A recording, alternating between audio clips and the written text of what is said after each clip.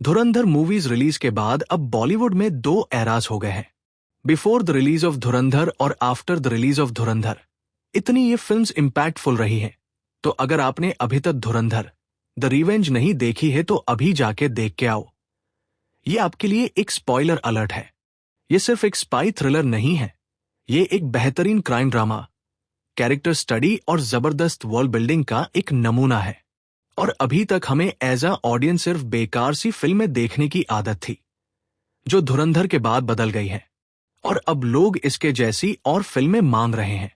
Normally किसी भी ensemble में यही होता है कि एक या दो लोग अच्छी एक्टिंग करते हैं और बाकी सब सिर्फ अटेंडेंस लगा के चले जाते हैं, पर यहां ऐसा नहीं होता है। और सबने इतनी अच्छी एक्टिंग की है कि किसी एक का नाम लेना यानी दूसरे को ऑफेंड करना होगा। ये फिल्म नहीं, ये एक्टिंग का एक बुफे है। चलिए अब फिल्म के रिव्यू और स्पॉइलर की ओर बढ़ते हैं। इस फिल्म में जसकीरत की स्टोरी को थोड़ा और दिखाया जाना चाहिए था।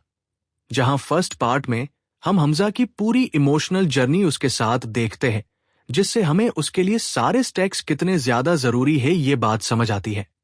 वैसे ही यहां पर भी जसकीरत के लाइफ में हुए उस खतरनाक चीज का सिर्फ थोड़ा सा जिक्र कोर्ट केस में होने से ज्यादा अगर उस घटना को घटते हुए और अच्छे से देखने मिलता तो हम इमोशनली और कनेक्ट हो जाते। ऐसे क्यों हुआ?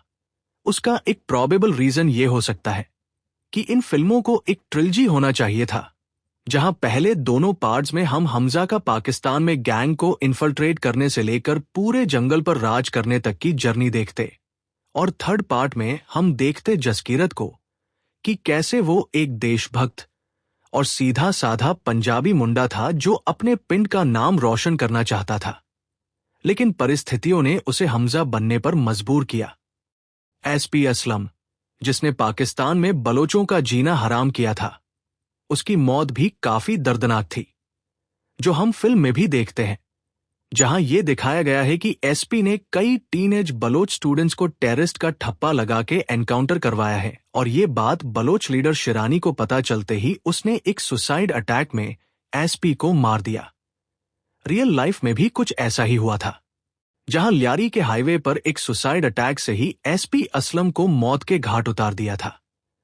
उमर हमीद, जो कि एसपी असलम के ही अंडर ट्रेन हुआ था और हमजा की सच्चाई के बारे में सबसे ज्यादा इन्वेस्टिगेट भी कर रहा था, रियल लाइफ में इसे कई बार तालिबान से थ्रेट्स मिले थे, जिसके बाद ये लंदन शिफ्ट हो गया था।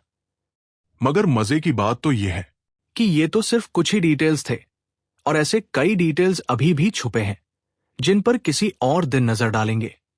फिलहाल आपको अगर ये वीडियो पसंद आया हो तो लाइक, शेयर और चैनल को सब्सक्राइब करें।